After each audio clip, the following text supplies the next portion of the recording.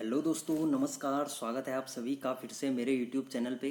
तो दोस्तों, जैसा कि आपको पता है, हम यहाँ पे वन दरोगा की तैयारी बेहतरीन ढंग से कर रहे हैं, जिसमें हम अभी आपकी जो क्लास 10th की एनसीईआरटी है उसको कवर कर रहे हैं। तो उम्मीद है दोस्तों, आपने जो है अभी तक जो जितने भी सेशन हमारे 10th की एनसीईआरटी के हमने जो है यहाँ पे 3 चैप्टर करे हैं, आप उन सभी चैप्टरों को आपने देख लिया होगा। और आगे आपका जो चौथा चैप्टर आता है वो आता है आपका कार्बन और उसके यौगिक, ठीक है, यानी कार्बन एवं उसके यौगिक। तो बेसिकली जो आपका कार्बन होता है ये आपका जो है काफ़ी इंपॉर्टेंट जो आपका एलिमेंट होता है, ठीक है, काफ़ी इंपॉर्टेंट तत्व होता है।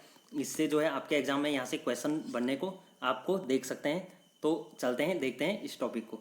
तो देखिए, इसमें आता है कार्बन एवं उसके यौगिक। तो देखिए, कार्बन अधातु है, इसका प्रतीक सी होता है, ठीक है। तो बेसिकली आप कार्बन एक जो धातु होती है वह आपकी नॉन मेटल होती है, ठीक है, यानी आपकी अधातु यह होती है। और इसका प्रतीक आपका सी, तो इसको जो है सी से डिनोट करते हैं।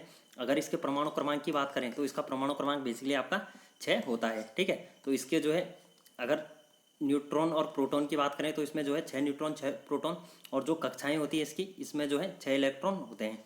तो पहली कक्षा में इसके जो है 2 इलेक्ट्रॉन होते हैं, और दूसरी कक्षा की बात करें तो दूसरी कक्षा में इसके जो है 4 इलेक्ट्रॉन आपको यहाँ पे देखने को मिलते हैं। तो इस प्रकार से यह होता है।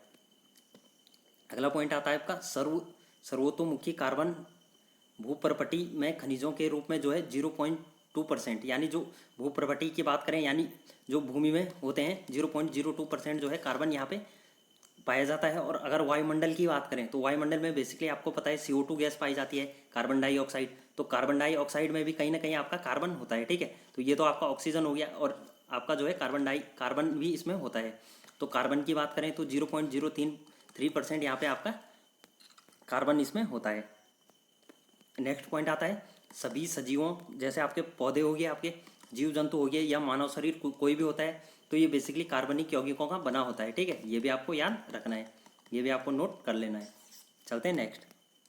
आगे आता है कार्बन में सहसंयोजी आबंध।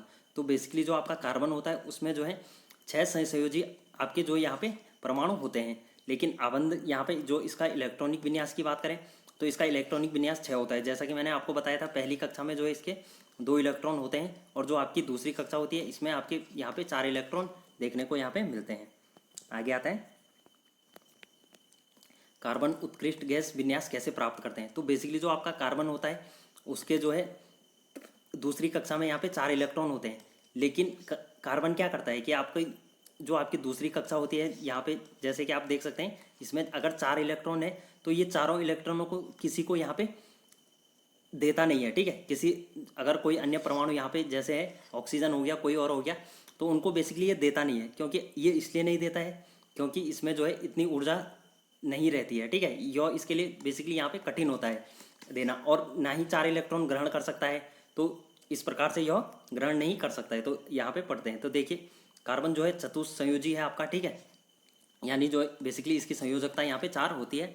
कार्बन ना तो 4 इलेक्ट्रॉन खोकर धनायन और ना ही 4 इलेक्ट्रॉन प्राप्त करके जो है ऋणायन बना सकता है। तो ये न धनायन बनाता है और ना ही आपका ऋणायन आपका बनाता है। 4 अतिरिक्त इलेक्ट्रॉनों को धारण करना कार्बन के लिए अत्यंत कठिन होता है, और कार्बन द्वारा 4 इलेक्ट्रॉन खोने के लिए जो है अत्यधिक ऊर्जा की आवश्यकता होगी। तो बेसिकली अगर इसकी बात करें कार्बन के परमाणु की, तो इसमें जो 4 इलेक्ट्रॉन होते हैं दूसरी कक्षा में, वो यहाँ पे जो है अपने परमाणुओं को दे नहीं सकता है। अगर देगा तो उसकी जो है वहाँ पे ज़्यादा ऊर्जा वहाँ पे रिलीज होगी, तो ये बेसिकली उसके लिए कठिन होता है। और इसलिए जो है कार्बन अपने अन्य परमाणुओं तथा अन्य तत्वों के साथ जो अन्य तत्व होते हैं उनके परमाणुओं को जो है इलेक्ट्रॉनिक के आबंध साझेदारी करके आबंध बनाता है, ठीक है, यानी आपका जो बॉन्ड होता है, ठीक है, जैसे आपने पढ़ा होगा सिंगल बॉन्ड पढ़ा होगा, ठीक है, डबल बॉन्ड पढ़ा होगा, ट्रिपल बॉन्ड। तो बेसिकली आपका जो है कोई इलेक्ट्रॉन होता है, जैसे आपका यहाँ पे हाइड्रोजन का ये परमाणु है, हाइड्रोजन के परमाणु में 1 इलेक्ट्रॉन हो गया आपका, तो ये बेसिकली यहाँ पे बॉन्ड बना लेता है, ठीक है, बंध बना लेता है, जिसको सहसंयोजी बंध बोलते हैं। तो ये बंध बना लेता है, तो इस प्रकार से यह बनाता है। चलते हैं, पढ़ते हैं इसके बारे में। देखिए, एक ही प्रकार या विभिन्न प्रकार के परमाणुओं के इलेक्ट्रॉनों की साझेदारी से बने आबंध को सहसंयोजी आबंध कहते हैं, ठीक है। ये जैसे कि मैंने आपको बता दिया है। कार्बन के अतिरिक्त परमाणुओं में हाइड्रोजन हो गया, ऑक्सीजन, नाइट्रोजन, क्लोरीन भी इलेक्ट्रॉनों से जो है यहाँ पे आबंध बनाते हैं। तो जो आपके बेसिकली हाइड्रोजन हो गया आपका, ऑक्सीजन हो गया आपका, नाइट्रोजन हो गया, और जो आपका क्लोरीन होता है, ये बेसिकली आपके इसके साथ यहाँ पे केमिकल बॉन्ड बनाते हैं, ठीक है, सहसंयोजी आबंध यहाँ पे बनाते हैं। तो पहला स्ट्रक्चर आ जाता है इसमें हाइड्रोजन का। तो यहाँ पे देख सकते हैं आप, दो यहाँ पे हाइड्रोजन के परमाणु हैं और यहाँ पे जो है आपका एक कार्बन का यहाँ पे। तो हाइड्रोजन जो होता है आपका, यहाँ पे अगर हाइड्रोजन की बात करें तो हाइड्रोजन के दो परमाणु यहाँ पे दिए गए हैं, आप इस प्रकार से देख सकते हैं, दो परमाणु हैं। तो बेसिकली इसमें तो एक इलेक्ट्रॉन है और इसमें भी एक इलेक्ट्रॉन है, तो ये दोनों आपस में जुड़ के एक बंध बना लेते हैं। तो बेसिकली कोई भी परमाणु होता है उसकी पहली कक्षा में उसको जो है दो इलेक्ट्रॉन की आवश्यकता होती है। तो दो इलेक्ट्रॉन की आवश्यकता के लिए वो या तो कहीं से इलेक्ट्रॉन ग्रहण करता है या तो इलेक्ट्रॉन दान करता है। लेकिन हाइड्रोजन की बात करें तो हाइड्रोजन बेसिकली यहाँ पे दोनों इलेक्ट्रॉनों की साझेदारी करता है। तो साझेदारी से यहाँ पे क्या होता है कि अगर इस इलेक्ट्रॉन की बात करें, इस परमाणु की बात करें, इस हाइड्रोजन परमाणु की, जैसे आप यहाँ पे देख सकते हैं, तो इसमें इसकी बात करें तो ये सोचता है कि हम मेरे पास यहाँ पे दो इलेक्ट्रॉन है। अगर इसकी बात करें राइट वाले की, तो इसमें इसको भी लगता है कि यहाँ पे दो इलेक्ट्रॉन इसमें उपस्थित हैं। तो यहाँ पे आप देख सकते हैं, ठीक है। तो ये जो है इस परमाणु की बात करते हैं और ये जो हो गया इस परमाणु की। तो इस प्रकार से यहाँ पे जो है इन दोनों के बीच बॉन्ड बनता है। और अगर एक एक इलेक्ट्रॉन से यहाँ पे बॉन्ड बन रहा है तो ये बेसिकली ऐसे दिखाते हैं, ठीक है, सिंगल लाइन से यहाँ पे दिखाते हैं। तो इसको जो है सिंगल बॉन्ड कहते हैं। नेक्स्ट आता है आपका ऑक्सीजन परमाणु। तो जो आपका ऑक्सीजन परमाणु होता है, ऑक्सीजन की परमाणु की बात करें तो ऑक्सीजन का परमाणु क्रमांक आपका 8 होता है, ठीक है। तो 8 होता है, तो इसके जो ऑक्सीजन का एक परमाणु होगा इसमें भी 8 इलेक्ट्रॉन होंगे और इसमें भी 8 इलेक्ट्रॉन होंगे। तो जैसा कि आपको पता है पहली कक्षा में आपके 2 इलेक्ट्रॉन रहते हैं और दूसरी कक्षा की बात करें तो दूसरी कक्षा में इसके जो बाकी 6 इलेक्ट्रॉन यहाँ पे बच जाएंगे, ठीक है। और इसकी बात करें तो इसमें भी इसी प्रकार की संरचना होगी, इसमें भी और इसमें भी, ठीक है।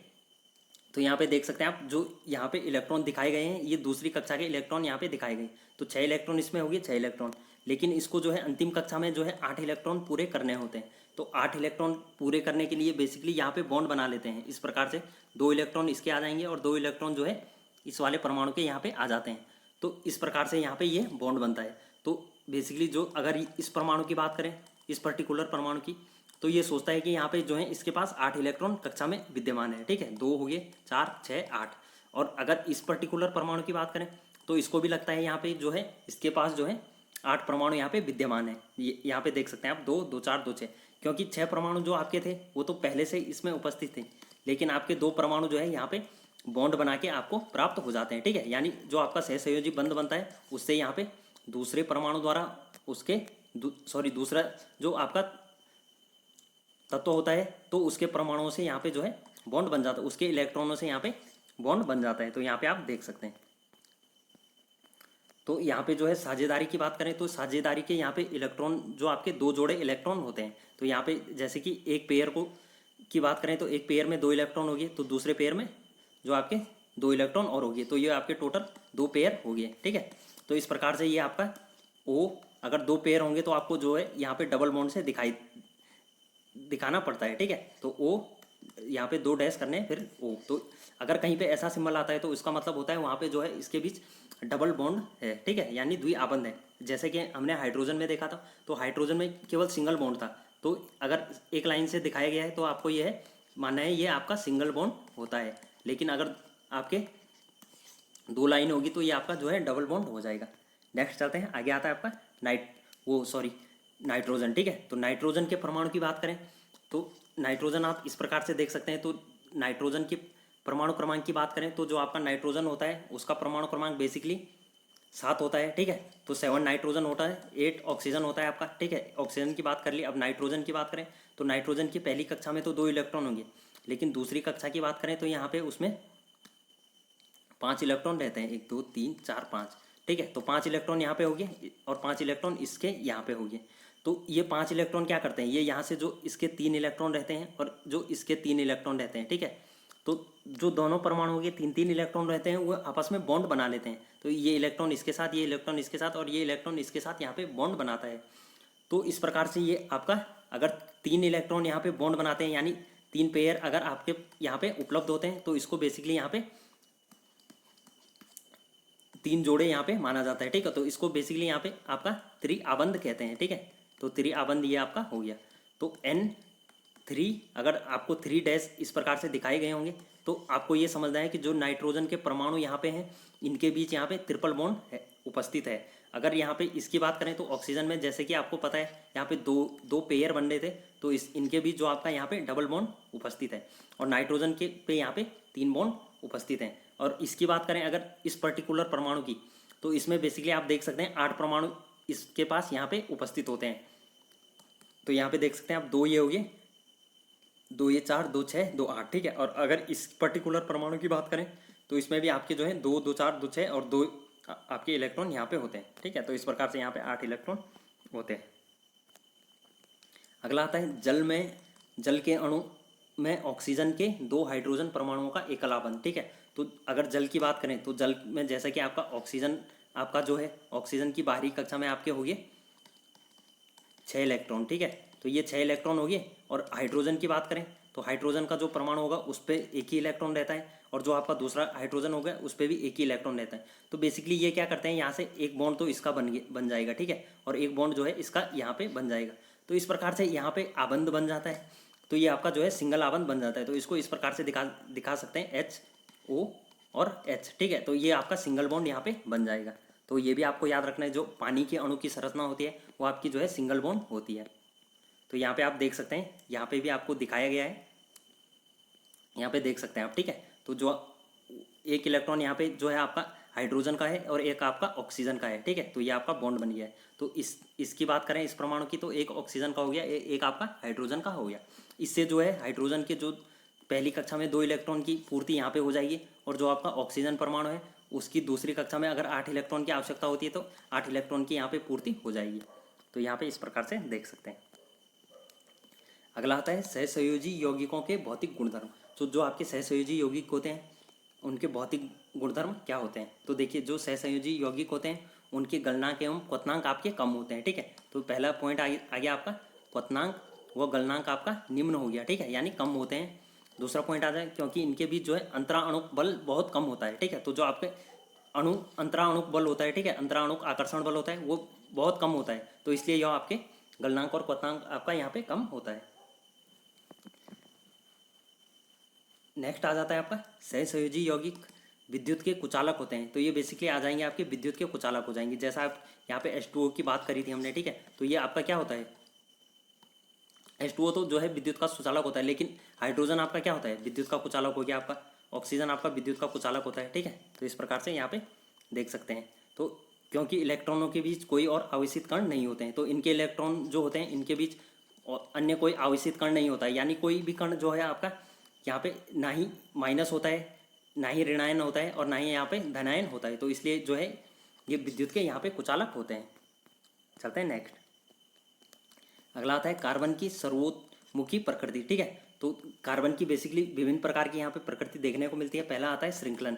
तो कार्बन परमाणुओं के बीच सहसंयोजी आबंध बनाकर लंबी श्रृंखला यहाँ पे बनाते हैं, जिसमें श्रृंखला और वलय संरचना वाले भौतिक यौगिकों का निर्माण करते हैं। कार्बन के परमाणु जो है एक दूसरे से एकल, द्विबंध या त्रिआबंध द्वारा जुड़े हो सकते हैं। तो बेसिकली आपको जैसे कि मैंने अभी बताया था, कार्बन के परमाणु बेसिकली एक सिंगल बॉन्ड द्वारा, डबल बॉन्ड द्वारा और ट्रिपल बॉन्ड द्वारा जुड़े हुए रह सकते हैं। अभी तो मैंने आपको इसका उदाहरण बताया, आगे हम जो है कार्बन के उदाहरण देखने वाले हैं, तो किस प्रकार से यहाँ पे कार्बन आपके बॉन्ड बनाता है। आगे आता है चतुसंयोजकता, तो यानी जिसकी संयोजकता 4 होती है, ठीक है। तो कार्बन की परमाणु की बात करें तो इसकी संयोजकता 4 होती है, जिसके कारण कार्बन जो है अन्य 4 कार्बन परमाणुओं जो कि आपका अन्य कार्बन होगा उसके जो 4 परमाणु होंगे उसके साथ जो है एक जो है संयोजी परमाणु बनाता है। तो इस प्रकार से आपका हाइड्रोजन हो गया, क्लोरीन हो गया, ऑक्सीजन हो गया, नाइट्रोजन हो गया और सल्फर के साथ यहाँ पे आबंध बना सकता है। तो बेसिकली कार्बन की बात करें, आपका हाइड्रोजन हो गया, क्लोरीन के साथ बनाता है, ऑक्सीजन के साथ बनाता है, आपका नाइट्रोजन के साथ बनाता है, और सल्फर के साथ, इनके साथ जो है यहाँ पे कार्बन आपका बॉन्ड बनाता है। तो देखते हैं किस प्रकार से यहाँ पे बॉन्ड बनाएगा। अगले आता है आपका संतृप्त और असंतृप्त कार्बनिक यौगिक। तो बेसिकली अगर कार्बन और हाइड्रोजन जो आपके होते हैं, इन दोनों यौगिकों को बेसिकली यहाँ पे हाइड्रोकार्बन यौगिक कहा जाता है, ठीक है। तो इसमें जो है 2 प्रकार के होते हैं, पहला आता है संतृप्त, दूसरा आता है असंतृप्त।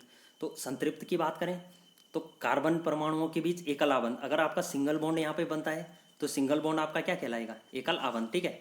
जो जैसा कि अब मैंने आपको सिंगल बॉन्ड अभी आपको बता दिया है, तो सिंगल बॉन्ड में आपको जो है एक ही परमाणु यहाँ पे जो है यहाँ पे आपका सहसंयोजी आबंध में जुड़ेगा।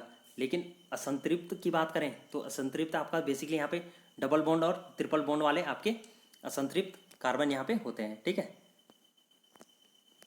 और अगर सिंगल बॉन्ड की बात करें तो जहाँ पे सिंगल बॉन्ड होगा उसका जो है उदाहरण यहाँ पे एल्केन कहा जाएगा, ठीक है। यानी उसके पीछे आपका केन आ जाएगा, एल्केन, जैसा आपका आता है ना मीथेन, ठीक है, इथेन, एथेन, ठीक है। तो इस प्रकार से आपका यहाँ पे आ जाएगा।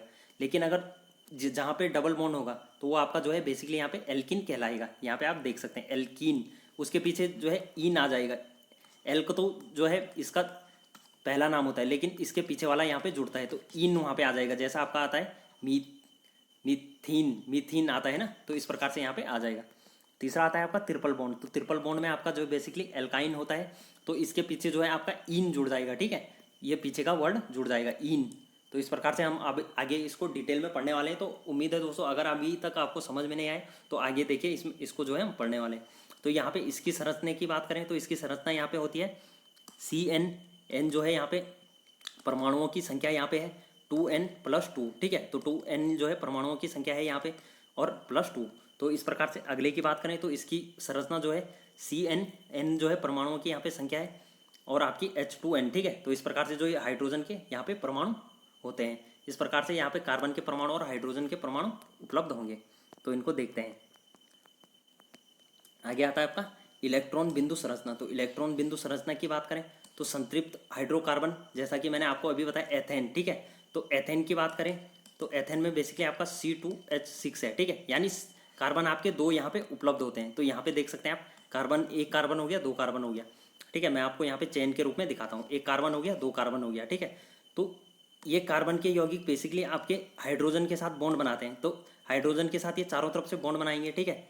तो इस प्रकार से यहाँ पे आ जाएगा पहला, क्योंकि कार्बन की संयोजकता 4 है और इसके जो 4 परमाणु होंगे वो 4 विभिन्न परमाणुओं के साथ यहाँ पे बॉन्ड बनाएंगे। तो 4 कार्बन का अगर जो पहला परमाणु है वो इस कार्बन के परमाणु के साथ यहाँ पे बॉन्ड बनाएगा, दूसरा परमाणु है वो इस हाइड्रोजन के परमाणु के साथ यहाँ पे बॉन्ड बनाएगा। जो तीसरा इस कार्बन का जो तीसरा इलेक्ट्रॉन है ये इसके हाइड्रोजन के इलेक्ट्रॉन के साथ यहाँ पे बॉन्ड बनाएगा। चौथा यहाँ पे इस प्रकार से, तो अगला हाइड्रोजन यहाँ पे, अगला हाइड्रोजन, तो इस प्रकार से जो है यहाँ पे आ जाता है। तो इसकी बात करें तो ये आपका C2 हो गया, ठीक है, कार्बन 2 हो गया। हाइड्रोजन की बात करें 1 2 3 4 5 6, तो जो आपके हाइड्रोजन हो गया यहाँ पे 6 हो गया, ठीक है। तो इस प्रकार से आपका C2H6 आता है, इसको जो है मीथेन कहते हैं, ठीक है। ये भी आपको यहाँ पे याद रखना है। चलते हैं नेक्स्ट।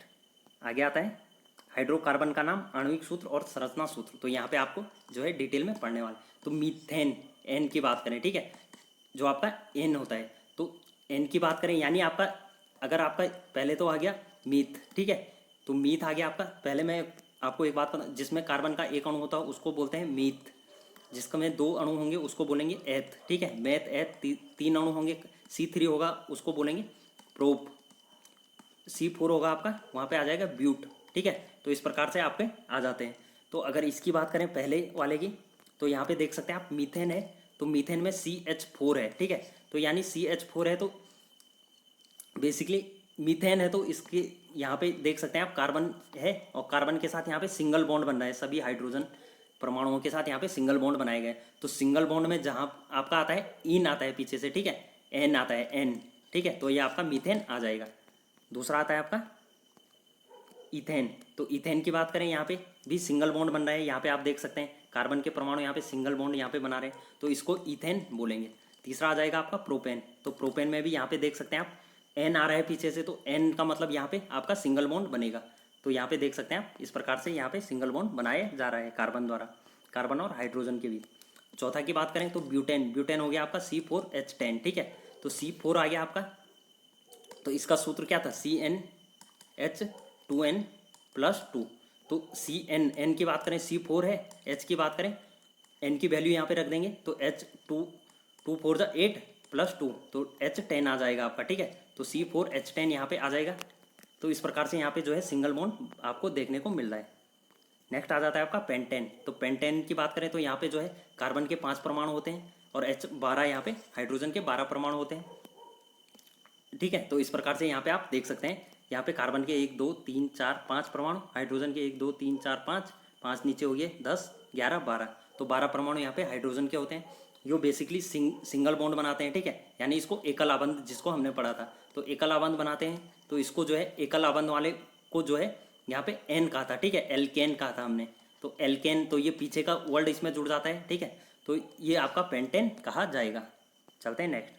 आगे आता है इलेक्ट्रॉन बिंदु संरचना जो आपकी असंतृप्त कार्बन की होती है। तो हमने अभी जो है संतृप्त कार्बन की पढ़ी, और असंतृप्त की बात करें तो इसमें आपका एल्कीन हो गया आपका, और आपका एल्काइन यहाँ पे आ जाता है। तो एल्कीन की बात करें तो C2H4 आ जाएगा, ठीक है, यानी यहाँ पे जो है आपके कार्बन के जो परमाणु होंगे वो आपका डबल बॉन्ड यहाँ पे बनाएंगे, यानी आपके दो यहाँ पे आपका बॉन्ड बनाएंगे, यानी आपका जहाँ पे दो पेयर होंगे उसको बेसिकली यहाँ पे डबल बॉन्ड से दिखाया जाता है, ठीक है। तो कार्बन के दो बॉन्ड यहाँ पे बनेंगे, तो इसको जो है पीछे से इसका इन आ जाएगा, ठीक है, तो इथेन आ जाएगा, ठीक है, इथिन आ जाएगा, तो ये भी आपको याद रखना है। और इसकी बात करें तो यहाँ पे जो है इन पीछे से आता है, यहाँ पे जो है आपका इन आ गया, और यहाँ पे एथाइन थाइन आता है, आइन आता है, ठीक है, यहाँ पे आपका आइन आता है और यहाँ पे आपका इन आता है, ठीक है, और वहाँ पे एन आ रहा था पहले वाले में। तो यहाँ पे देख सकते हैं आप ट्रिपल बॉन्ड बनाया गया है, जैसा कि यहाँ पे देख सकते हैं ये कार्बन के परमाणुओं के बीच यहाँ पे ट्रिपल बॉन्ड है, ठीक है। तो पहले वाले में आपका सिंगल बॉन्ड था, इसमें आपका डबल बॉन्ड है, और इसमें आपका ट्रिपल बॉन्ड यहाँ पे दिखाया गया है। तो यहाँ पे देख सकते हैं इसकी संरचना दे रखी है आपकी। तो यहाँ पे जो कार्बन के परमाणु है इनके बीच जो आपका डबल बॉन्ड यहाँ पे बना है, ठीक है, इस प्रकार से कार्बन के जो अणु है यहाँ पे डबल बॉन्ड है, और यहाँ पे जो है एक हाइड्रोजन यहाँ से जुड़ा है, एक हाइड्रोजन यहाँ से, एक हाइड्रोजन यहाँ से, और एक हाइड्रोजन का परमाणु यहाँ से जुड़ा हुआ है। तो अगर यहाँ पे डबल बॉन्ड है तो बेसिकली यहाँ पे दो पेयर होंगे, ठीक है, एक यहाँ पे हो गया आपका हाइड्रोजन का, एक हाइड्रोजन यहाँ हो गया, एक कार्बन का यहाँ से हो गया, एक कार्बन का यहाँ से हो गया, एक यहाँ से, एक यहाँ से। तो इस प्रकार से जो ये बॉन्ड रहता है, अगर डबल बॉन्ड की बात करें तो इसको जो है द्विआबंध बोलते हैं। इसी प्रकार से यहाँ पे आ जाता है आपका तीसरा, ठीक है। तो यहाँ पे आपका जो है कार्बन के दो परमाणु हैं, तो इनके बीच जो है ट्रिपल बॉन्ड यहाँ पे बनाया गया है। तो इस प्रकार से यहाँ पे आप देख सकते हैं ये, ठीक है। तो ट्रिपल बॉन्ड की बात करें तो ये आपका त्रिआबंध कहलाता है। चलते हैं नेक्स्ट। आगे आता है आपका हाइड्रोकार्बन के नाम, ठीक है। तो जो आपके हाइड्रोकार्बन हो गए इनके नाम हो गया आणविक सूत्र, और इसके जो संरचनात्मक सूत्र होते हैं। तो एथीन की बात करें तो एथीन को जो है C2H4 से यहाँ पे इसका जो है आणविक सूत्र होता है, और इसको जो है इस प्रकार से यहाँ पे डिनोट करते हैं, ठीक है। तो ये भी आपको याद रखना है। तो यहाँ पे डबल बॉन्ड आ गया आपका, ठीक है, तो इसलिए आपका जो है इन पीछे से आ रहा है, इन, ठीक है। और जो आपका पहले वाला था वो आपका एन था, और ये आपका इन है, और जो तीसरा वाला आएगा उसका जो आइन आएगा, ठीक है, जिसमें ट्रिपल बॉन्ड होंगे। तो आइन वाला ट्रिपल बॉन्ड हो गया आपका, डबल बॉन्ड वाला इन हो गया, और सिंगल बॉन्ड वाला आपका एन हो गया। तो इस प्रकार से आप यहाँ पे देख सकते हैं एथीन की संरचना जो आपकी C2H4 यहाँ पे दी गई है। यहाँ पे भी आपका डबल बॉन्ड है कार्बन के बीच। अगर प्रोपीन की बात करें तो प्रोपीन में आपका यहाँ पे देख सकते हैं कार्बन के बीच यहाँ पे डबल बॉन्ड आपका दिखाया गया है। ब्यूटेन की बात करें तो यहाँ पे भी आपका जो है कार्बन के बीच यहाँ पे डबल बॉन्ड आपका होता है। इस प्रकार से यहाँ पे देख सकते हैं। अगर एल्काइन की बात करें, यहाँ पे पीछे का वर्ड आपका आइन आता है, ठीक है, एल्क हो गया, एल्क प्लस आइन हो गया, ठीक है। तो आइन को यहाँ पे जोड़ते हैं, तो एथ आपका पहले से था, और आइन जोड़ देंगे तो क्या हो जाएगा, एथाइन, ठीक है, एथाइन आपका हो जाएगा। तो एथाइन की बात करें तो एथाइन में C2H2 यानी, ठीक है, कार्बन के आपके दो परमाणु हो गए, और जो आपके हाइड्रोजन है उसके भी यहाँ पे दो परमाणु होते हैं। तो यहाँ पे आप देख सकते हैं इस प्रकार से यहाँ पे ट्रिपल बॉन्ड जो आपके कार्बन के दो परमाणु हैं इनके बीच यहाँ पे ट्रिपल बॉन्ड आपका दिखाया गया है। प्रोपाइन की बात करें तो प्रोपाइन में भी C3H4 आ जाएगा आपका। यहाँ पे जो है ट्रिपल बॉन्ड कार्बन के परमाणुओं के बीच है, और आपके जो है हाइड्रोजन परमाणु यहाँ से इस प्रकार से यहाँ पे जुड़े हुए हैं। तो इस प्रकार से आप अगला भी देख सकते हैं। ब्यूटाइन की बात करें तो ब्यूटाइन आपका यहाँ पे C4H6 आता है। यहाँ पे जो आपका ट्रिपल बॉन्ड है, तो ट्रिपल बॉन्ड के ही वजह से इसको जो है आइन कहा जाता है। अगर यहाँ पे ट्रिपल बॉन्ड, अगर डबल बॉन्ड हो गया तो डबल बॉन्ड को जो है इन कहा जाएगा, ठीक है, और सिंगल बॉन्ड होगा तो उसको जो है एन कहा जाएगा, ठीक है। तो यहाँ पे जो है मीथेन हो जाएगा सिंगल बॉन्ड वाला, और अगर डबल बॉन्ड वाले की बात करें तो डबल बॉन्ड वाला आपका मीथीन हो जाएगा, मीथीन। और अगर आपका ट्रिपल बॉन्ड वाला होगा तो ये आपका मीथाइन हो जाएगा। तो इस प्रकार से आपको यहाँ पे नामकरण करने हैं। तो उम्मीद है दोस्तों ये आपको समझ में आ गया होगा। अगर नहीं आया समझ में, दोबारा वीडियो को देख लीजिए, आपको जो है यहाँ पे पूरा समझ में आ जाएगा। चलते हैं नेक्स्ट। आगे आता है आपका संरचना के आधार पर हाइड्रोकार्बन। तो जो बेसिकली संरचना होती है, किस प्रकार से यहाँ पे संरचना होती है, तो इनको पढ़ते हैं। पहले आती है इसमें सीधी संरचना यानी सीधी श्रृंखला, ठीक है। तो जो आपकी सीधी श्रृंखला होती है, सीधी पता है आपको, इस प्रकार से सीधी होगी, यानी इसको चेन श्रृंखला भी बोल सकते हैं, ठीक है। तो यहाँ पे देख सकते हैं आप कार्बन के जो बेसिकली यहाँ पे सिंगल बॉन्ड बन के यहाँ पे जो है श्रृंखला आगे को चल रही है। तो ये आपका जो है सीधी श्रृंखला कहलाएगी C3H8 यहाँ पे, ठीक है। बेस्ट उदाहरण यहाँ पे दिया गया है। तो सिंगल बॉन्ड यहाँ पे दिया गया है, C3 कार्बन के 3 परमाणु हैं और जो आपके हाइड्रोजन के यहाँ पे और परमाणु लगे हैं इससे, तो जो हाइड्रोजन के परमाणु हैं वो यहाँ पे 8 लगे हुए हैं, ठीक है। 1 2 3 4 5 6 7 8, ठीक है। तो इस प्रकार से यहाँ पे आपको देखना है। दूसरा आता है आपका शाखित श्रृंखला। तो जो आपकी शाखित श्रृंखला होती है, जैसे शाखा होती है पत्तों की, तो उसी प्रकार से यह श्रृंखला आपकी होती है। तो यहाँ पे देख सकते हैं आप कार्बन की यहाँ पे चेन बनी हुई है और एक कार्बन आपका परमाणु यहाँ पे नीचे की ओर लगा हुआ है, ठीक है। तो यहाँ पे भी आप इसके उदाहरण देख सकते हैं। यहाँ पे इसका बेस्ट उदाहरण है पेंटेन की संरचना। तो जो आपका पेंटेन होता है इसमें कार्बन के 5 परमाणु हो गए और हाइड्रोजन के 12 परमाणु यहाँ पे होते हैं।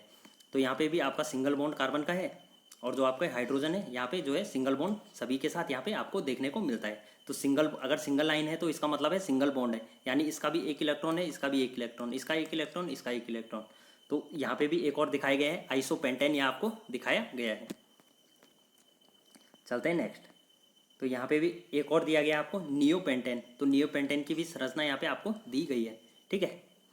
तो जो यहाँ पे भी आपको जो है सिंगल बॉन्ड आप देख सकते हैं, तो सिंगल बॉन्ड वाला ही है, इसमें कोई दिक्कत नहीं होनी चाहिए आपको। इसमें देख सकते हैं उपरोक्त 3 उदाहरण में आणविक सूत्र समान है लेकिन भिन्न भिन्न संरचना वाले ऐसी यौगिक को संरचनात्मक समन्वय कहते हैं, ठीक है। तो जो आपकी संरचनात्मक समन्वय होगी उनकी जो है आणविक सूत्र समान रहते हैं लेकिन संरचना भिन्न भिन्न प्रकार की रहती है, ठीक है। अगला आता है वलय। तो जो आपके वलय होते हैं, वलय की बात करें तो संतृप्त हो गया आपका, असंतृप्त हो गया, ठीक है। तो जो आपके वलय होते हैं यानी बंद श्रृंखला वाले होते हैं, ठीक है। तो इसमें जो है कार्बन के परमाणु इस तरीके से आपके आपस में जुड़े हुए होते हैं। तो ये आपका बेसिकली बंद होता है, ठीक है। जो आपका क्लोज होता है, ठीक है। तो ये आपका क्लोज हो गया, यहाँ पे देख सकते हैं। और ये सिंगल बॉन्ड यहाँ पे है, तो सभी में जो है आप यहाँ पे देख सकते हैं सिंगल बॉन्ड यहाँ पे उपस्थित है। लेकिन क्योंकि संतृप्त में हमने पढ़ा था ये एकल आबंध वाले होते हैं और असंतृप्त में आपके पढ़ा था इसमें जो है डबल बॉन्ड यानी 2 बंद और त्रिबंध होते हैं, ठीक है। तो यहाँ पे आप देख सकते हैं यहाँ पे जो है 2 बॉन्ड है, यहाँ पे 1 बॉन्ड है, यहाँ पे 2 बॉन्ड, 1 बॉन्ड 2 बॉन्ड। तो यहाँ पे आप इस प्रकार से देख सकते हैं। तो इसके उदाहरण यहाँ पे दिए गए हैं। यहाँ पे देखिए कार्बन का जो है सिंगल बॉन्ड यहाँ पे है, ठीक है। तो ये आपका हेक्सेन की संरचना दी गई है। हेक्सेन, हेक्स का मतलब आपको पता है कि हेक्स का मतलब 6 होता है, ठीक है। तो हेक्सेन की संरचना यहाँ पे इस प्रकार से दी गई है।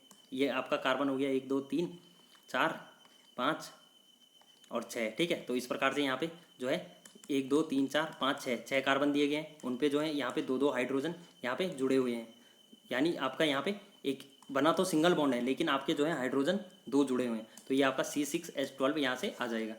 तो इसमें देख सकते हैं आप कार्बन के यहाँ पे डबल बॉन्ड है, यहाँ पे डबल बॉन्ड है। तो ये बेंजीन की संरचना है, ये भी आपको याद रखनी है। अगर कभी बेंजीन का फॉर्मूला एग्जाम में आ जाता है कि बेंजीन का फॉर्मूला क्या होता है, तो बेंजीन का फॉर्मूला आपका C6H6 आ जाएगा, ठीक है। ये भी आपको ध्यान में रखना है, बेंजीन का फॉर्मूला और हेक्सेन का फॉर्मूला, ठीक है। चलते हैं नेक्स्ट। अगला आता है प्रक्रियात्मक समूह। तो जो आपकी बेसिकली यहाँ पे समूह होता है इसको पढ़ते हैं। तो जो आपकी हाइड्रोकार्बन श्रृंखला होती है इसमें जो है तत्व एक या अधिक हाइड्रोजन को इस प्रकार प्रतिस्थापित करते हैं कि कार्बन की संयोजकता संतुष्ट रहती है और ऐसे तत्वों को जो है विषम परमाणु कहते हैं। तो बेसिकली अगर कोई भी आपका अन्य तत्व है वो अगर कार्बन के साथ यहाँ पे बॉन्ड बनाता है तो उसकी संयोजकता प्रभावित नहीं होगी, यानी उसकी संयोजकता आपकी 4 ही रहेगी। और वो है जो अन्य तत्व जो होता है उसको जो है हम यहाँ पे विषम परमाणु कहते हैं, ठीक है। तो यहाँ पे आप देख सकते हैं। अगला आ जाता है यौग विषम परमाणु या विभिन्न परमाणुओं के समूह को जो कार्बनिक यौगिक को अभिक्रियाशील तथा विशिष्ट गुण प्रदान करते हैं प्रक्रियात्मक समूह कहलाते हैं। तो जो आपके प्रक्रियात्मक समूह होते हैं वो बेसिकली विषम परमाणु या विभिन्न परमाणुओं के समूह कहलाते हैं जो कि कार्बनिक यौगिकों के साथ अभिक्रियाशील होते हैं, ठीक है। तो ये भी आपको याद रखना है, यानी जो कार्बनिक यौगिक के साथ यहाँ पे बॉन्ड बनाते हैं, कार्बनिक यौगिक के साथ बंध बनाएंगे, जो भी परमाणु अलग जैसे आपका हाइड्रोजन का हो गया, नाइट्रोजन, ऑक्सीजन जो भी हो गया, अगर ये परमाणु आपके कार्बन बंध के साथ यहाँ पे जो है जुड़ते हैं तो इनको जो है प्रक्रियात्मक समूह कहा जाएगा। चलते हैं नेक्स्ट। अगला आता है आपका विषम परमाणु यहाँ पे दिए गए हैं, ठीक है। तो विषम परमाणु की बात करें क्लोरीन ब्रोमीन यहाँ पे दिए गए हैं, ठीक है। तो हेलो में आ जाएगा आपका क्लोरीन ब्रोमीन आयोडीन यहाँ पे, ठीक है। तो यहाँ पे देख सकते हैं प्रक्रियात्मक समूह आपका इस प्रकार से दिया गया है। अगर आपका क्लोरीन है, ब्रोमीन है, आयोडीन है तो इस पे जो है आपका कार्बन जुड़ा होगा। तो इस प्रकार से आप यहाँ पे देख सकते हैं। अगला आ जाता है एल्डिहाइड। तो एल्कोहल की बात करें तो एल्कोहल में बेसिकली आपके OH समूह होता है, ठीक है, OH। तो बेसिकली अगर आपका C2H5OH है तो ये आपका क्या हो जाएगा, एथ मैथ मैथिल अल्कोहल हो जाएगा। ठीक है, तो इस प्रकार से आपको नामकरण करने होते हैं। अगर कार्बन में 2 परमाणु है तो मैथ हो गया, एक हो गया एथ, ठीक है, 2 हो गया मैथ, तीसरे में आ गया आपका प्रो ब्यूट, ठीक है, पेंटा हो गया, हेक्सा हो गया। तो इस प्रकार से यहाँ पे आता है। अगला आ जाता है एल्डिहाइड। तो एल्डिहाइड की बात करें तो यहाँ पे कार्बन एक होता है, हाइड्रोजन एक होता है, ऑक्सीजन के यहाँ पे डबल बॉन्ड आपके देखने को मिलते हैं। ऑक्सीजन के डबल बॉन्ड इसलिए देखने को मिलते हैं क्योंकि ऑक्सीजन की जो बाहरी कक्षा में आपको मैंने बताया था, इसके जो है यहाँ पे 6 इलेक्ट्रॉन होते हैं। तो ऑक्सीजन के 6 इलेक्ट्रॉन होंगे, अगर वो कार्बन के 2 इलेक्ट्रॉन के साथ यहाँ पे बॉन्ड बनाते हैं तो बेसिकली इसके जो है 8 इलेक्ट्रॉन इस कक्षा में आ जाएंगे और कार्बन के भी यहाँ पे आपके 6 इलेक्ट्रॉन हो जाएंगे। तो इस प्रकार से आपका यह बॉन्ड बनाता है। अगला आता है कीटोन। तो कीटोन की बात करें तो कीटोन की जो संरचना होती है, कार्बन आपका एक हो गया, उसके बाद यहाँ पे ऑक्सीजन के साथ डबल बॉन्ड बनाता है। तो ये आपको संरचना याद रखनी है। नेक्स्ट आ जाता है आपका कार्बोक्सिलिक अम्ल। तो जो आपका कार्बोक्सिलिक अम्ल होता है, ये आपका कार्बन एक हो गया, एक हो गया आपका OH समूह और एक डबल बॉन्ड आपका आ जाएगा ऑक्सीजन के साथ। ये भी आपको याद रखना है। नेक्स्ट आ जाता है एल्किन समूह। तो एल्किन समूह की बात करें तो यहाँ से आपका कोई भी हाइड्रोजन परमाणु मान लो, ठीक है, तो हाइड्रोजन यहाँ पे हो गया, ठीक है, या आपका क्लोरीन मान लो, क्लोरीन हो गया, उसके बाद यहाँ पे आपका कार्बन हो गया और यहाँ से आपका जो है अन्य और समूह जुड़ जाते हैं। ठीक है, तो क्लोरीन ही मान लो, तो क्लोरीन आपका यहाँ से जुड़ जाएगा। तो ये आपका एल्किन समूह हो जाएगा। एल्काइन समूह की बात करें तो यहाँ पे कार्बन के ट्रिपल बॉन्ड आपके देखने को मिलते हैं। ठीक है, तो इस प्रकार से आपको ये याद रखने हैं। चलते हैं नेक्स्ट। अगला आता है आपका समजातीय श्रेणी। तो समजातीय श्रेणी बेसिकली वो होते हैं जिनमें कार्बन श्रृंखला में स्थित हाइड्रोजन एक ही प्रकार के प्रक्रियात्मक समूह द्वारा प्रतिस्थापित होता है। तो जो हाइड्रोजन परमाणु होते हैं आपके, वो जो है एक ही प्रकार के यहाँ पे समूह द्वारा आपके प्रतिस्थापित होते हैं। उदाहरण के लिए यहाँ पे देख लो आपके CH3OH, C2H5OH, CH, तो इनमें जो है बेसिकली यहाँ पे कॉमन जो है OH समूह यहाँ पे उपस्थित है। तो OH समूह द्वारा अगर यह प्रतिस्थापित हो रहे हैं तो ये बेसिकली आपका जो है समजातीय श्रेणी कहलाएगा। ठीक है, अगला आता है समान सामान्य सूत्र। तो समान सामान्य सूत्र की बात करें तो समजातीय श्रेणी के उत्तरोत्तर सदस्यों में CH2 का अंतर जो है यहाँ पे 14 यूनिट, जो आपका 14 यानी एटॉमिक मास यूनिट बोलते हैं जिसको, ठीक है, जिसको हम म्यू से यहाँ पे डिनोट करते हैं। यहाँ पे आप देख सकते हैं द्रव्यमान इकाई का अंतर होता है। तो बेसिकली अगर इसकी बात करें यहाँ पे CH3 और C2H5, ठीक है, तो आपका पहला आता है आपका CH3OH, दूसरा आता है C2H5OH। तो यहाँ पे जो आपका ये होता है, ठीक है, CH2 का अंतर होता है। यहाँ पे आपका कार्बन एक है, यहाँ पे आपका कार्बन एक ज़्यादा है। ठीक है, तो आपका कार्बन एक ज़्यादा है और यहाँ से अगर हाइड्रोजन की बात करें तो हाइड्रोजन आपके जो है यहाँ पे 2 ज़्यादा है।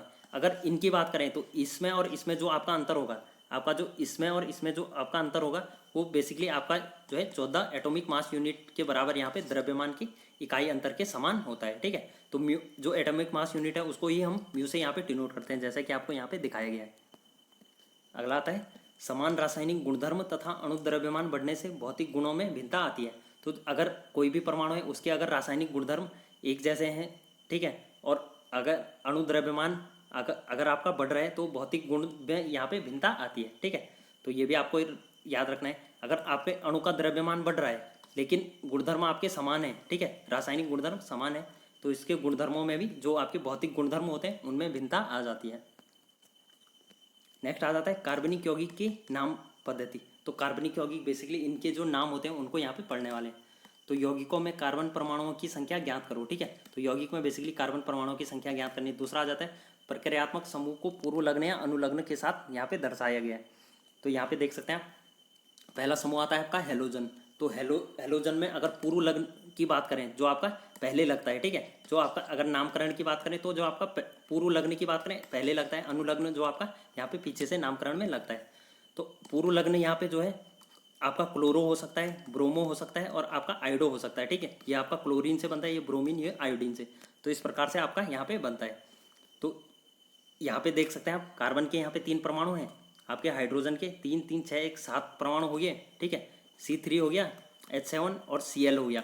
तो इसको क्या कहेंगे आपके, इसका जो है यहाँ पे क्लोरो प्रोपेन नाम आ जाएगा। ठीक है, क्लोरो इसलिए आएगा, यहाँ पे जो है क्लोरीन का एक परमाणु है तो इसलिए आपका यहाँ पे क्लोरो नाम आ जाएगा। अगर यहाँ पे मान लो यहाँ पे अगर आपका इसी प्रकार से C3 रहता, H आपका यहाँ पे हो गया 1 2 3 4 5 6 7, ठीक है, तो H7 हो गया यहाँ पे और यहाँ पे अगर आपका क्लोरो की जगह ब्रोमो रहता, ठीक है, ब्रोमीन रहता, तो ये आपका जो है क्लोरो नहीं, ये आपका जो है प्रोपेन कहलाता, ठीक है। तो प्रोपेन इसलिए कहलाता है क्योंकि यहाँ पे 3 परमाणु है, जैसा मैंने आपको बताया था।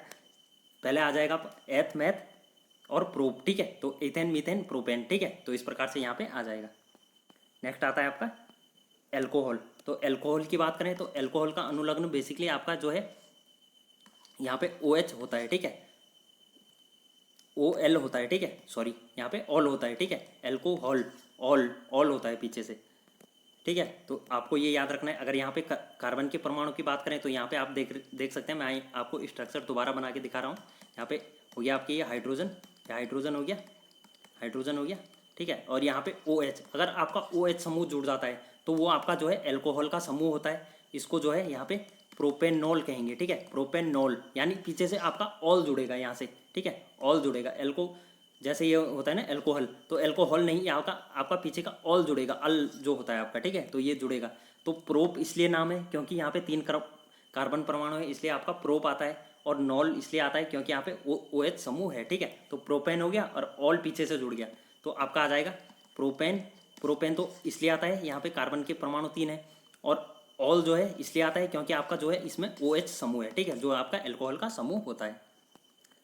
अगला आता है आपका एल्डिहाइड समूह। तो एल्डिहाइड समूह की बात करें तो इसमें जो अनुलग्न होता है, इसमें जो है अल होता है, ठीक है, अल।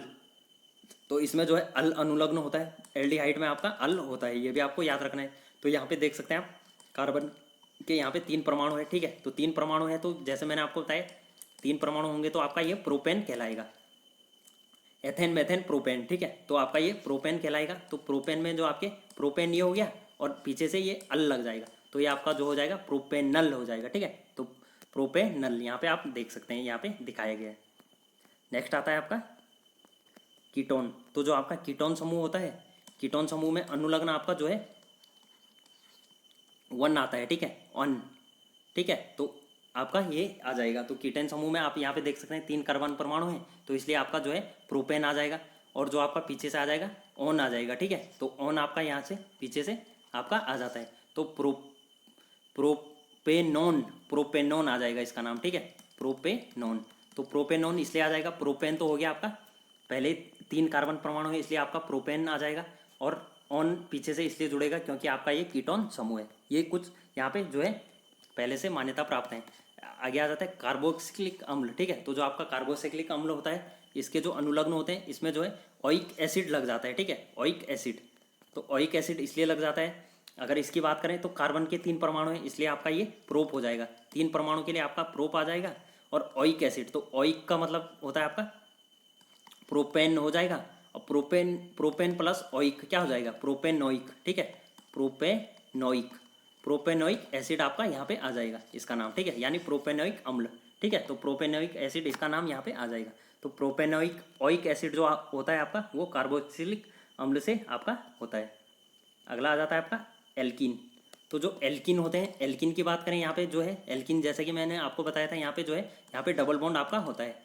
तो इसका जो अनुलग्न होता है वो इन होता है, ठीक है, पीछे से इन होता है, ठीक है। तो इन की बात करें तो आपका यहाँ पे देख सकते हैं आप, कार्बन के 3 परमाणु है, 3 परमाणु है, तो ये आपका प्रोप हो गया, ठीक है। तो प्रोप, इसका अनुलग्न जो पीछे से इन है, तो इसको इसी में जोड़ देंगे, प्रोपीन हो जाएगा, ठीक है। तो जो आपका प्रोपीन होगा उसमें 3 कार्बन परमाणु आपके उपस्थित होंगे। नेक्स्ट आ जाता है आपका एल्काइन। तो एल्काइन में इसका अनुलग्न आइन होता है, ठीक है, आइन यानी आइन। तो अगर इसकी बात करें तो यहाँ पे 3 कार्बन परमाणु हैं, यहाँ पे ट्रिपल बॉन्ड होता है आइन में, ठीक है। तो ट्रिपल बॉन्ड हो जाएगा आपका, यहाँ पे आ जाएंगे सी के कार्बन के 3 परमाणु, तो और इनमें जो है यहाँ पे ट्रिपल बॉन्ड एक में उपस्थित होगा, तो ट्रिपल बॉन्ड है ये, इसलिए आपका एल्काइन आ जाएगा। तो इसके पीछे का यहाँ पे आइन जुड़ता है, तो ये आपका इसका नाम हो जाएगा प्रोपाइन, ठीक है। तो प्रोपाइन इस प्रकार से इसका नाम यहाँ पे बन जाता है।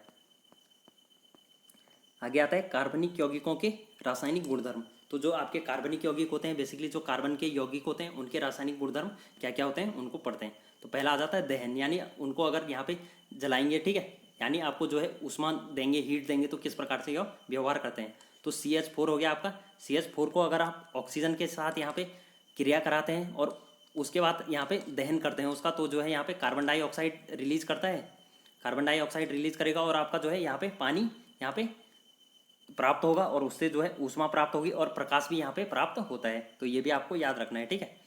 तो CH4 की बात करें तो O2 यानी ऑक्सीजन से यहाँ पे क्रिया करेगा, तो जो ये है आपका कार्बन, यहाँ से जो है CO2 गैस प्राप्त होगी और उसके बाद जो है H2O, ठीक है।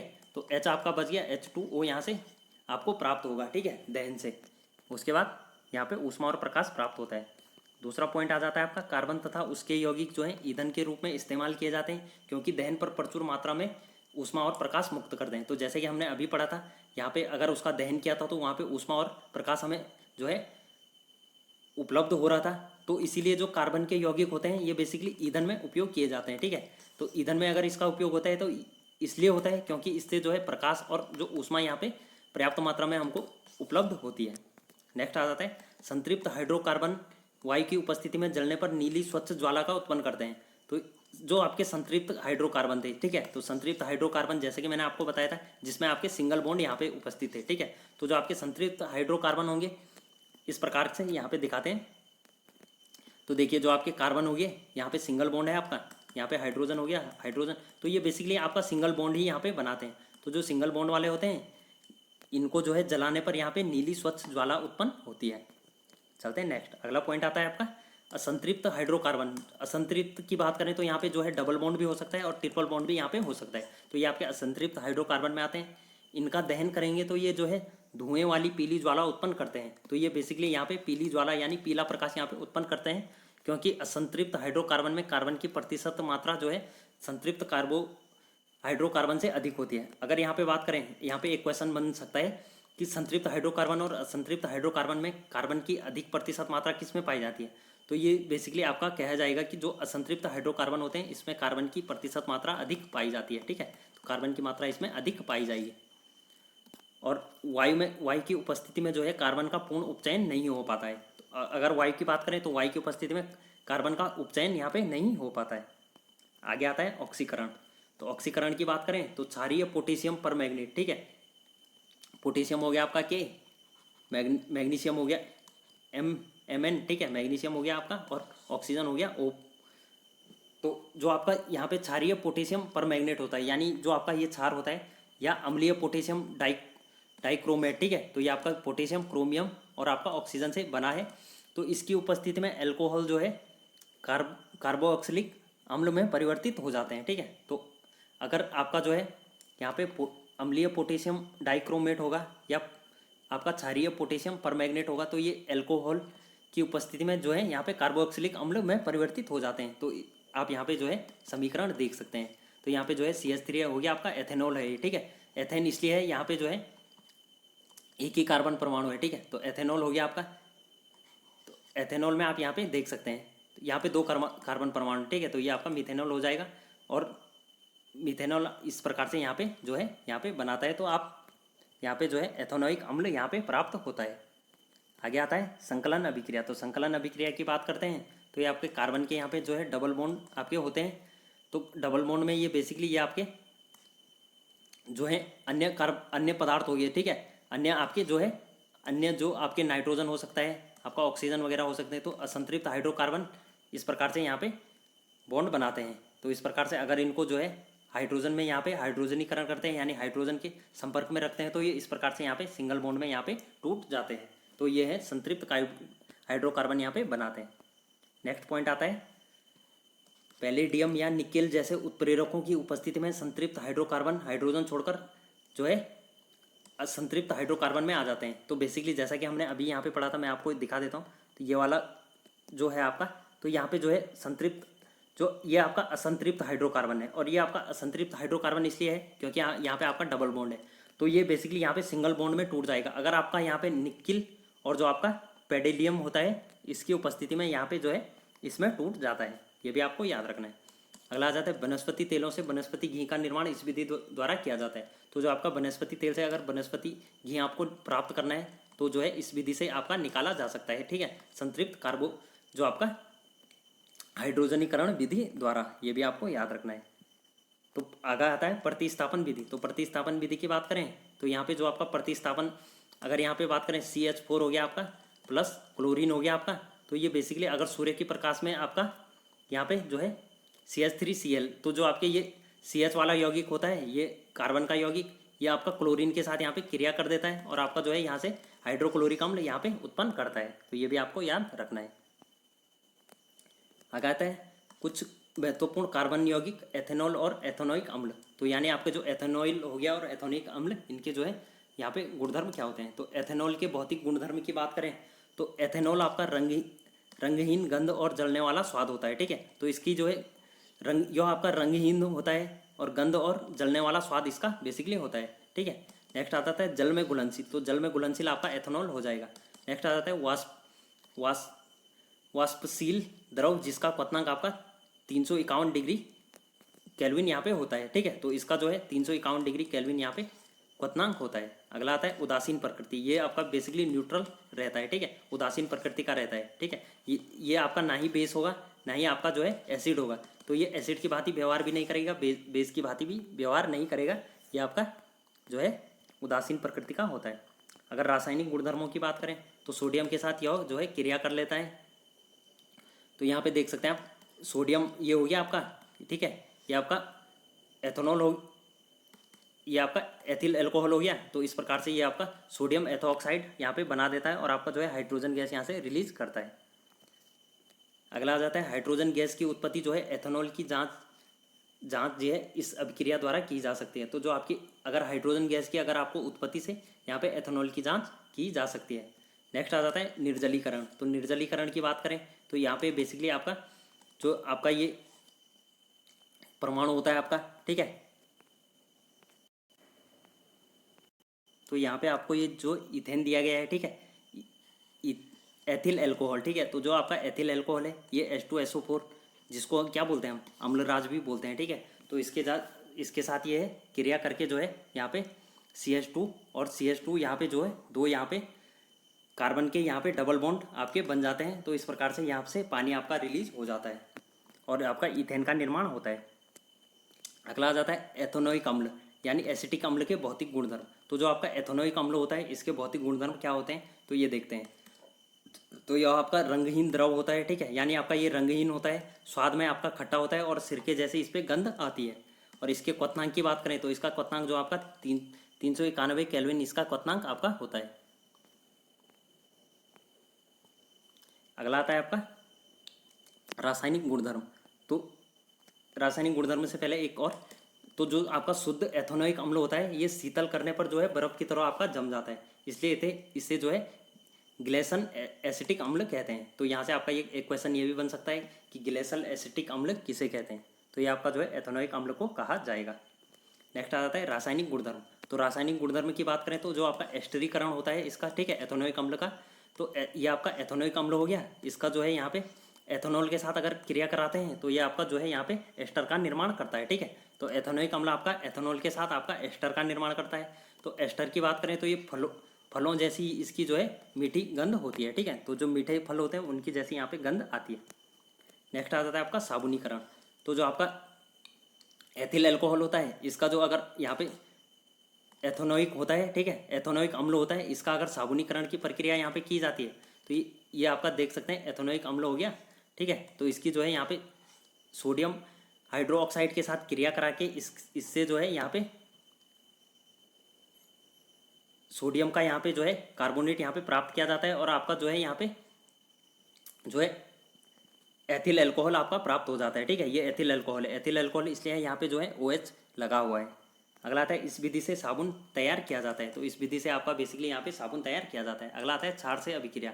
तो क्षार से बेसिकली जो आपका सोडियम हाइड्रोक्साइड हो गया, इससे जो है यहाँ पे अगर आपका एथेनोइक अम्ल से यहाँ पे क्रिया कराते हैं तो ये आपका सोडियम एसीटेट यहाँ पे निर्माण करता है और आपका जो है यहाँ पे जल प्राप्त होता है। तो ये भी आपको याद रखना है। नेक्स्ट आ जाता है कार्बोनेट तथा हाइड्रोजन कार्बोनेट से अभिक्रिया। अगर आपके एथेनोइक अम्ल की बात करें तो ये आपका एथेनोइक अम्ल हो गया, ये आपका जो है सोडियम कार्बोनेट से अभिक्रिया करता है। तो ये आपका जो है यहाँ पे सोडियम एसीटेट बनाता है। तो सोडियम एसीटेट का फॉर्मूला हो गया आपका CH3COONA। ठीक है, तो ये आपका सोडियम हो गया और ये आपका एसीटेट हो जाएगा। ठीक है, तो इस प्रकार से आपको ये याद रखना है। नेक्स्ट आ जाता है आपका जो आपका एथेनोइक अम्ल होता है, एथेनोइक अम्ल को अगर यहाँ पे सोडियम बाइकार्बोनेट से यहाँ पे अभिक्रिया कराते हैं तो ये आपका सोडियम एसीटेट का ही निर्माण करता है। ठीक है, तो अगर आपका सोडियम यह आपका अगर सोडियम कार्बोनेट से क्रिया करता है या सोडियम बाइकार्बोनेट से क्रिया करेगा तो ये आपका सोडियम एसीटेट ही बनाएगा। ये दोनों पॉइंट आपको याद रखने हैं। नेक्स्ट आ जाता है साबुन तथा अपमार्जक।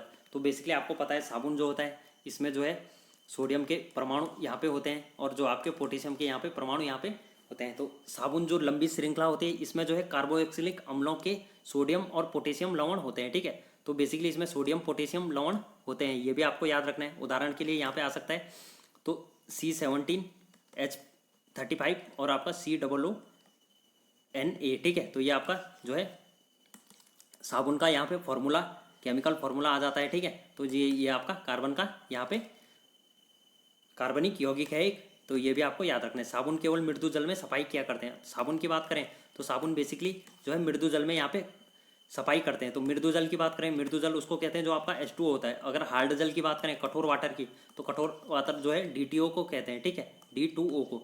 तो डी जो आपका होता है ये हाइड्रोजन का ही एक अपर रूप होता है, इसको जो है ड्यूटेरियम कहते हैं, ठीक है। ये आपको छोटी छोटी चीज़ें पता होनी चाहिए। नेक्स्ट आ जाता है आपका अपमार्जक। तो अपमार्जक जो है लंबी श्रृंखला वाले कार्बोक्सिलिक अम्लों या अमोनियम या सल्फोनेट के लवण होते हैं। तो अपमार्जक में बेसिकली आपके अमोनियम या सल्फोनेट लवण होते हैं। लेकिन अगर साबुन की बात करें तो सोडियम और पोटेशियम लवण आपके होते हैं।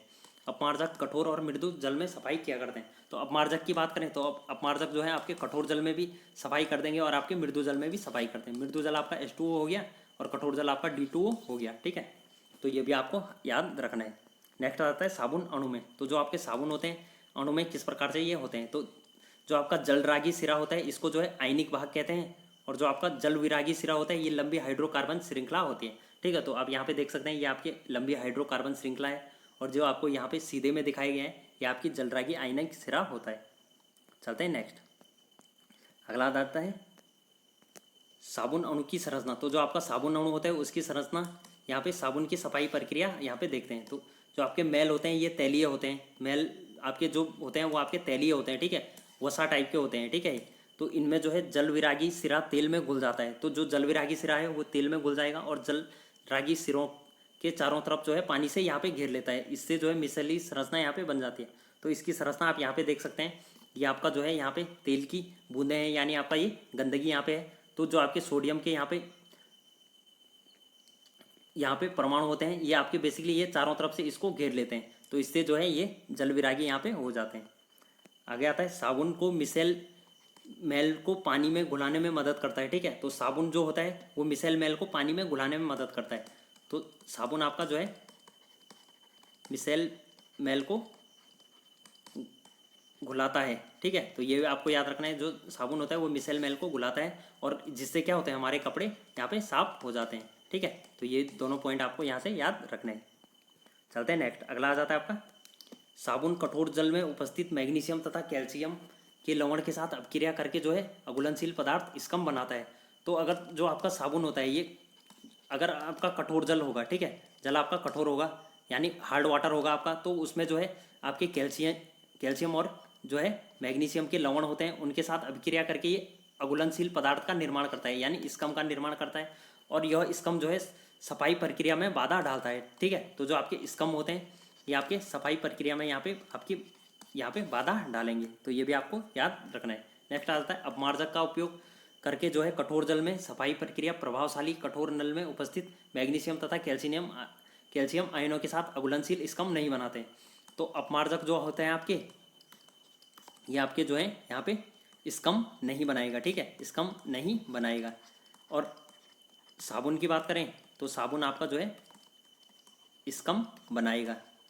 तो ये दोनों पॉइंट आपको यहाँ से याद रखने हैं। उम्मीद है दोस्तों आपको जो है यहाँ से पूरी डिटेल क्लियर होगी। ये जो कार्बन वाला चैप्टर है, कार्बन और उसके यौगिक, यहाँ से जो आपके इंपॉर्टेंट क्वेश्चन आपके बन सकते थे, इंपॉर्टेंट जो आपके टॉपिक यहाँ से थे वो मैंने यहाँ पे आपको कवर करा दिए हैं। उम्मीद है दोस्तों आपने वीडियो पूरी देखी होगी। अगर वीडियो पूरी देखी है तो आप यार वीडियो को लाइक कर दो, अपने दोस्तों के साथ शेयर कर दो जिनको ज़रूरत है, और चैनल पे नहीं हो तो चैनल को सब्सक्राइब कर दो। ऐसे ही ज़बरदस्त कंटेंट के साथ हम मिलेंगे अगली वीडियो में। एक चक्कर में आपको यहाँ पे क्वेश्चंस दिखा देता हूँ कि किस प्रकार के यहाँ पे क्वेश्चंस पूछे जा सकते हैं। तो इन क्वेश्चन के आंसर जो है आप यहाँ पे खुद दे सकते हैं, ठीक है, क्योंकि यहाँ पे अगर मैं आपको आंसर बताऊँगा तो ये वीडियो जो है काफ़ी लंबी हो जाएगी। तो यहाँ पे देखिए पहला आपको दिया गया है कार्बन परमाणु उत्कृष्ट गैसों का विन्यास कैसे प्राप्त होता है। तो जैसा कि मैंने आपको विन्यास बताया था उनका इलेक्ट्रॉनिक अगला आता है जल H2O इलेक्ट्रॉन की बिंदु संरचना बताइए। ठीक है, तो जल की इलेक्ट्रॉन संरचना आपकी होती है। ठीक है, ऑक्सीजन हो गया आपका, यहाँ से आपका हाइड्रोजन हो गया, यहाँ पे जो आपका बॉन्ड बनता है, तो इस प्रकार से यहाँ पे संरचना होती है। नेक्स्ट आ जाता है उस समजातीय श्रेणी को दूसरे सदस्य का नाम सूत्र लिखिए जो जिसका सामान्य सूत्र आपका CN, यानी दूसरा सदस्य आपका क्या होगा C2H2N हो जाएगा। ठीक है, तो C2H4 आपका यहाँ पे हो जाएगा, तो इसका आपको नाम बताना है। नेक्स्ट आ जाता है कीटोन समजातीय श्रेणी के पहले सदस्य का नाम बताइए। तो ये भी मैंने आपको बता रखा है। ग्लेसियल एसिटिक एसिड क्या होता है, तो ग्लेशियल जो आपका होता है। ठीक है, ये भी मैंने आपको बताया है। एसिटिक एसिड ये आपका जो है ऐसा था ऐसा कुछ टाइप का था, अभी याद नहीं आ रहा है, लेकिन ये भी मैंने आपको बताया है।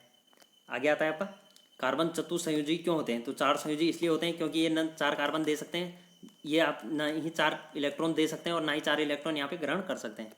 नेक्स्ट आता है एक कार्बनिक यौगिक नीली स्वच्छ ज्वाला उत्पन्न करता है, वह असंतृप्त या असंतृप्त यौगिक है, ये भी मैंने आपको बताया है। ठीक है, एथेनॉल का आणविक सूत्र लिखिए, ये भी मैंने आपको बताया। ठीक है, एथेनॉल ऑल आ जाएगा लास्ट में, तो आपका जो है OH हो जाएगा, तो एथ आपको आगे से जो है पूरा करना है।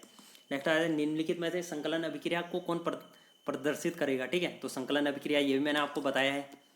नेक्स्ट आ जाता है एथेनोइक अम्ल और सोडियम कार्बोनेट की अभिक्रिया उत्सर्जित गैसों के नाम बताइए। ये भी मैंने अभी जो सोडियम के साथ जो अभिक्रिया बताई थी वो भी NaCO3 के साथ। ठीक है, एथेनोइक अम्ल की CH3COOH, तो मैंने आपको ये भी बताया है।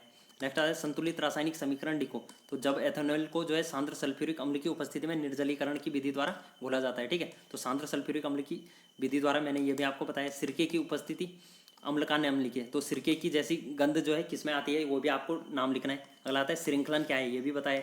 साबुन कठोर जल में कपड़े धोने के लिए प्रभावशाली क्यों नहीं है। ठीक है, तो साबुन इसलिए कठोर जल में प्रभावशाली नहीं है क्योंकि जो है साबुन के तत्व आपका जो है स्पम का निर्माण करते हैं। ठीक है, स्कम का निर्माण यहाँ पे करते हैं। नेक्स्ट आता है पेंटेन में कितने सहसंयोजी आबंध होते हैं। ठीक है, तो पेंटेन इस प्रकार का होता है, इसमें जो है यहाँ पे 5 आपके कार्बन परमाणु होंगे।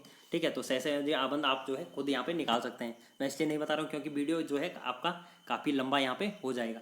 तो उम्मीद है दोस्तों आपको वीडियो अच्छी लगी होगी। यार अच्छी लगी तो लाइक कर दो, शेयर कर दो, सब्सक्राइब कर दो चैनल को। मिलते हैं अगले वन दरोगा के सेशन में ऐसे ही धमाकेदार वीडियो के साथ। और जो हमारी क्वेश्चन सीरीज चल रही है उसको भी आप, मैं समझता हूँ आप बरोबर वहाँ पे देख रहे होंगे, क्योंकि उसको देखने से जो है आपके काफ़ी ज़्यादा क्वेश्चन वहाँ पे जो है सॉल्व हो जाते हैं, वहाँ से आपके काफ़ी डाउट आपके सॉल्व हो जाते हैं। मिलते हैं दोस्तों अगली वीडियो में।